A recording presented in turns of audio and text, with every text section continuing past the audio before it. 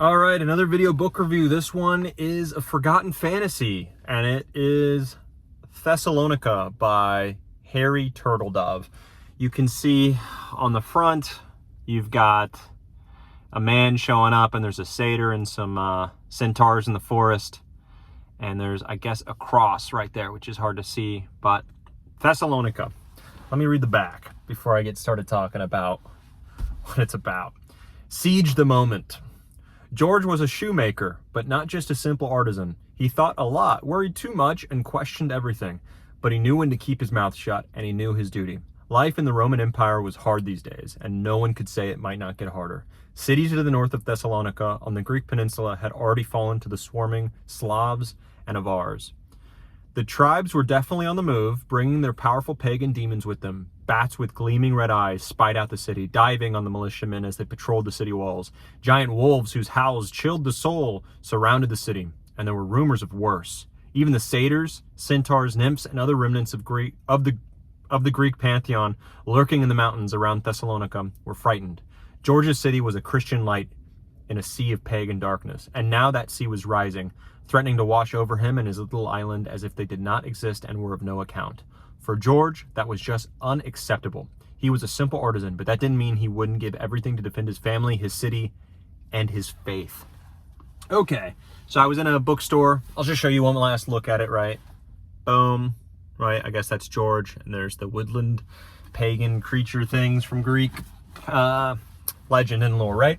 Anyways, so I picked that up at a used bookstore. It looked interesting.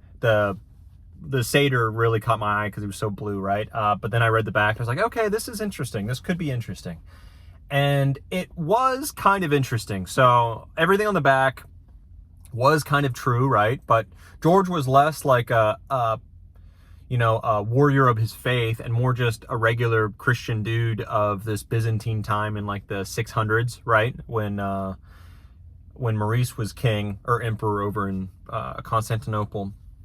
And the Slavs and Avars are coming down, right? And he's got to defend the walls of Thessalonica and his family. And he's what's really cool about this book, though, and what's interesting is he doesn't just have faith and that's it. Like, faith in things actually shows up in the book. So you've got, for instance, the Greek pagan stuff, like they're real, the centaurs, the satyrs, all that stuff, they're there. But their faith has been kind of destroyed a little bit by the Christians, and like if you sign a cross or say like something about God or Jesus Christ, that'll scare them away and send them away by force, because like the force of the Christian faith is so strong there. And so they're kind of relegated to hidden nooks in valleys and of the forest and such. And the Christians, they have like real faith where like the saints might show up, or a miracle will happen and someone will regain their legs in front of 100 people, or 1,000 people, and everyone will know, okay, the saint did this, and you feel the presence of things. It's interesting. And then you have the Avars and Slavs coming down with their own kind of pagan faith, which is a little bit more Norse in look, but is its own thing as well. And that they are physical, like they can command physical beings into presence, and there's demons, like demon wolf things and demigods everywhere. So it's weird. It's very strange, and it has a potential to be really cool. And then you have George, just a simple, cobbler in the city a part of the city watch, basically, like city town guard reserves coming up to defend it. And so there is a siege, and it has potential to be really cool. And then you have to bring in the woodland Greek creature things to come in and help, and all of that makes for an interesting soup. But none of the ingredients of that stew, let's say, none of the ingredients come together to make anything worthwhile.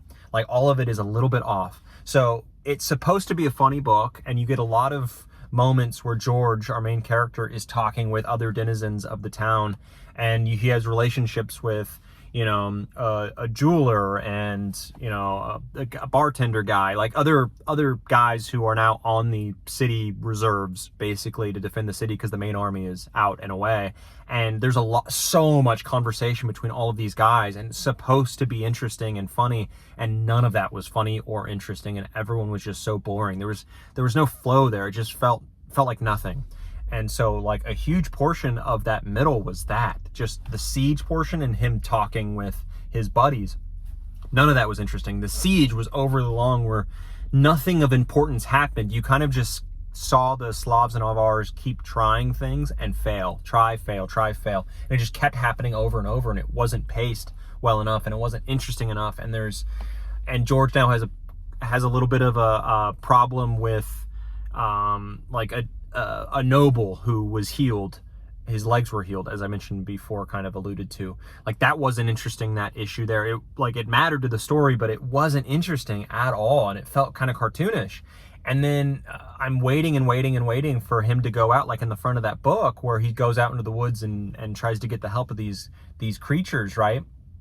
Centaurs, satyrs, and all that. And that takes forever, but that finally gets introduced in the last quarter of the book, and then we get stuff happening from that. But even then, that got old, really old. And the setup itself was boring too. Like, everything in it was just paced incorrectly, and things were happening over and over and over again that accomplished the same thing in the story, but didn't move the story forward, and we just kept doing the same thing over, and it just wasn't funny at all. It was 0% funny, and it was supposed to be funny.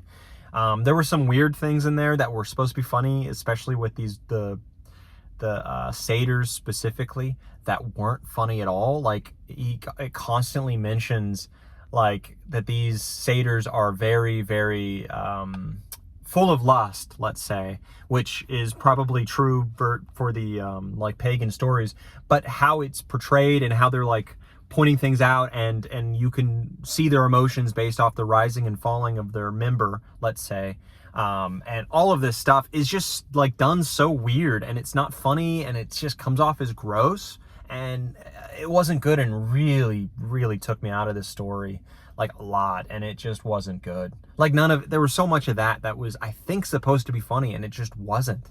It wasn't at all, and it was just creepy and not good.